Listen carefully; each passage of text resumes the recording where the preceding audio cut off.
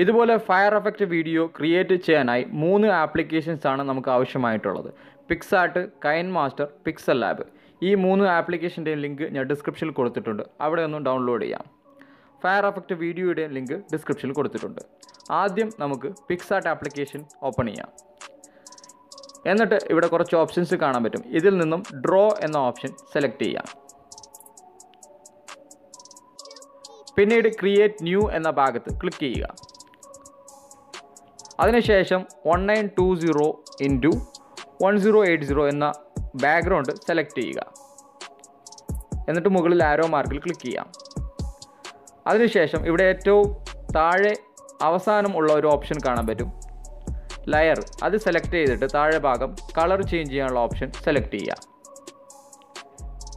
എന്നിട്ട് black colour select ചെയ്തിട്ട് മുകളിൽ ടിക്ക് മാർക്ക് ക്ലിക്ക് ചെയ്യാം. കളർ ചേഞ്ച് ചെയ്ത ശേഷം ഫോട്ടോസ് ആഡ് ചെയ്യാനായിട്ടൊരു പ്ലസ് ബട്ടൺ കാണാം. അതിൽ ക്ലിക്ക് ചെയ്യാം. അതിൽ ക്ലിക്ക് ചെയ്തിട്ട് ഫോട്ടോ എന്ന ഭാഗത്ത് ക്ലിക്ക് ചെയ്തിട്ട് ഗാലറിയിൽ നിന്നും എഡിറ്റ് ചെയ്യാനുള്ള ഫോട്ടോ സെലക്ട് ചെയ്യുക. എന്നിട്ട് നമുക്ക് എഡിറ്റ് ചെയ്യാനുള്ള ഭാഗം മാത്രം സെലക്ട് ചെയ്തിട്ട് ക്രോപ്പ് ചെയ്തിട്ട് മുകളിൽ ടിക്ക് മാർക്കിൽ ക്ലിക്ക് ചെയ്യാം. എന്നിട്ട് നമുക്ക് ഇതുപോലെ അഡ്ജസ്റ്റ് ചെയ്തിട്ട് സെറ്റ് ചെയ്ത് കൊടുക്കാം. അത് കഴിഞ്ഞ ശേഷം മുകളിൽ ആരോ മാർക്കിൽ ക്ലിക്ക് ചെയ്യാം.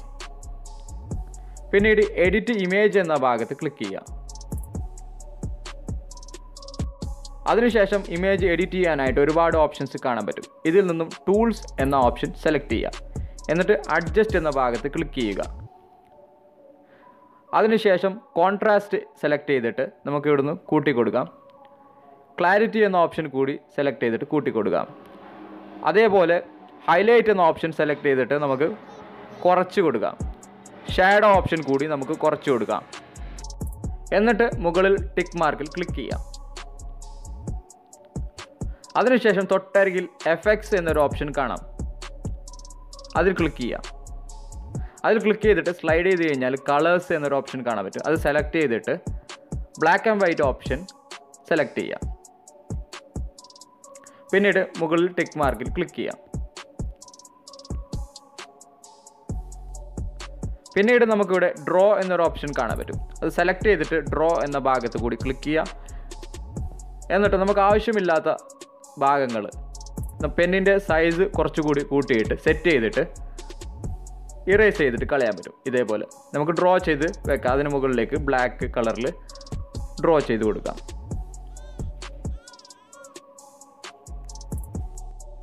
ഇനി മുകളിൽ ടിക്ക് മാർക്കിൽ ക്ലിക്ക് ചെയ്തിട്ട് ഓക്കെ ആക്കാം. അതിനുശേഷം മുകളിൽ വലത് സൈഡിലുള്ള ആരോ മാർക്കിൽ ക്ലിക്ക് ചെയ്തിട്ട് നമുക്ക് ഈ ഫോട്ടോ ഗാലറിയിലേക്ക് സേവ് ചെയ്യാം. സേവ് എന്ന ബട്ടണിൽ ക്ലിക്ക് ചെയ്തിട്ട് പിന്നീട് സേവ് ചെയ്ത് കൊടുക്കാം. അതിനുശേഷം നമുക്ക് പിക്സൽ ലാബ് ആപ്ലിക്കേഷൻ ഓപ്പൺ ചെയ്യാം. അതിനുശേഷം ഈ കാണുന്ന ന്യൂ ടെക്സ്റ്റ് ഭാഗം ഡിലീറ്റ് ചെയ്ത് കളയുക. പിന്നീട് മുകളിൽ വലത് സൈഡിൽ ഒരു 3 ഡോട്ട് ഓപ്ഷൻ കാണാം. അതിൽ സെലക്ട് ചെയ്തിട്ട് ഇമേജ് സൈസ് സെലക്ട് ചെയ്യുക. എന്നിട്ട് ഇവിടെ 1920x1080 എന്ന സൈസ് സെലക്ട് ചെയ്തിട്ട് ഓക്കെ കൊടുക്കുക. പിന്നീട് മുകളിൽ പ്ലസ് ബട്ടണിൽ ക്ലിക്ക് ചെയ്തിട്ട് ഫ്രം ഗാലറി എന്ന ഓപ്ഷൻ ക്ലിക്ക് ചെയ്തിട്ട് ഗാലറിയിൽ നിന്ന് നമ്മളിപ്പോൾ എക്സ്പോർട്ട് ചെയ്ത പിക്സാർട്ട് പിക്ചർ സെലക്ട് ചെയ്യുക. എന്നിട്ട് ടിക്ക് മാർക്കിൽ ക്ലിക്ക് ചെയ്യുക. എന്നിട്ട് നമുക്കിവിടെ ഫുൾ സൈസിൽ സെറ്റ് ചെയ്ത് വെക്കുക. അതിനുശേഷം ഇവിടെ താഴെ മൂന്നാമതായിട്ട് കാണുന്ന ഓപ്ഷൻ സെലക്ട് ചെയ്യുക.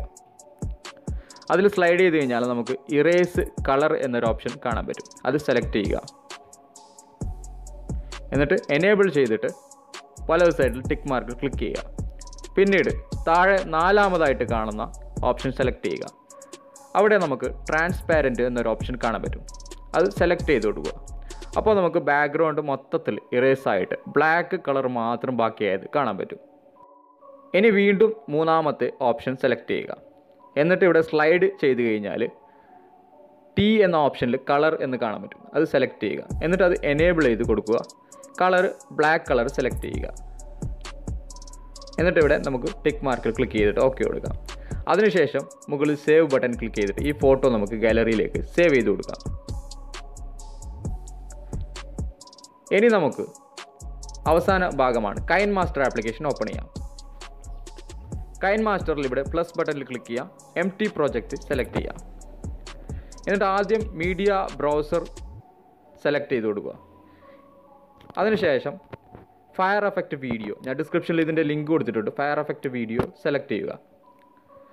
പിന്നീട് നമുക്ക് ലെയർ എന്നൊരു ഓപ്ഷൻ കാണാൻ പറ്റും. ഇവിടെ ലെയർ ഓപ്ഷൻ സെലക്ട് ചെയ്യുക.